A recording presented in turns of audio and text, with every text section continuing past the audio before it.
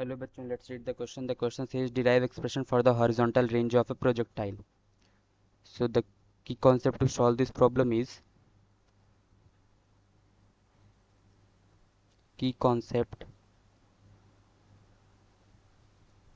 basically derivation of horizontal range of projectile. So in the solution,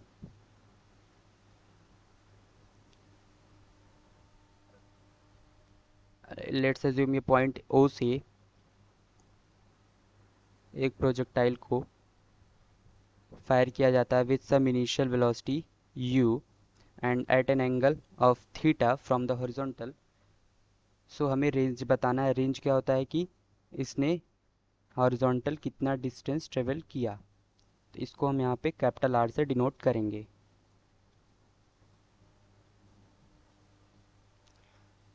सो इसके लिए सबसे पहले इस वेलोसिटी को दो कंपोनेंट्स में डिवाइड करना होगा, क्योंकि एक वेलोसिटी है जो कि इसको ऊपर ले जा रही है, एक वेलोसिटी है जो कि इसको आगे ले जा रही है. तो ऊपर ले जाने वाली वेलोसिटी कौन सी है? u sine theta. हमने इस u वेलोसिटी का दो कंपोनेंट कर लिया. एक हो गया u sine theta and second one is u cos theta. अब हम ये देख रहे हैं कि u साइन थीटा, अगर हम एक्सेलरेशन की बात करें तो एक acceleration downwards acceleration due to gravity g लग रहा है. हॉरिजॉन्टल कोई एक्सेलरेशन नहीं लग रहा है.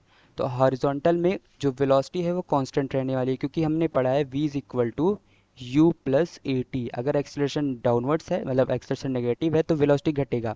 अगर एक्सेलरेशन जीरो है तो वेलोसिटी हमेशा कांस्टेंट रहेगा. That means final velocity is equal to initial velocity. तो इस डायरेक्शन में, हॉरिजॉन्टल डायरेक्शन में कोई एक्सेलरेशन है नहीं, तो इसलिए हमेशा हॉरिजॉन्टल वेलोसिटी कांस्टेंट रहेगा. तो हमें निकालना है कि हॉरिजॉन्टली कितना चला. तो हॉरिजॉन्टली ले जाने वाली वेलोसिटी कौन सी है? u cos theta. तो हमें u cos थीटा ही कैलकुलेट करना होगा. और टाइम कितना लगा, टाइम के लिए भी हमें निकालना होगा. तो उसके लिए हम ये देख लेते हैं कि उसके लिए हम ये देखते हैं कि अगर u साइन थीटा वेलोसिटी इसे हाईएस्ट पॉइंट h तक ले आ रही है, देन उसके बाद ये नीचे आ रहा है, तो हम ये देख लेते हैं कितने टाइम में ये हाइट h तक पहुंचा. अगर हम उसका डबल कर देंगे तो हमें वो टाइम मिल जाएगा जितने टाइम में ये O से P तक आया. सबसे पहले हम क्या करेंगे कि हम इतना टाइम निकाल लेंगे जिससे ये ऑब्जेक्ट O से H तक पहुंचा. O से H पहुंचने का मतलब इसने अपनी आधी रेंज कंप्लीट कर ली A पॉइंट तक. देन A से P जाने के लिए उतना ही टाइम लगेगा जितना O से H जाने में लगा, उतना ही टाइम H से P आने में लगा. तो टोटल रेंज में कितना टाइम लगेगा? 2 टाइम्स ऑफ O से H जाने में. तो O से H जाने में इसको कितना टाइम लगेगा? तो फाइनल वेलोसिटी ज़ीरो हो जा रही है यहाँ पे आने के बाद, क्योंकि यहाँ पे तो ये हाईएस्ट पॉइंट है, तो ऊपर अब नहीं जाएगा. u sine theta minus g times t. तो t इज इक्वल टू हो जाएगा u sine theta divided by ji.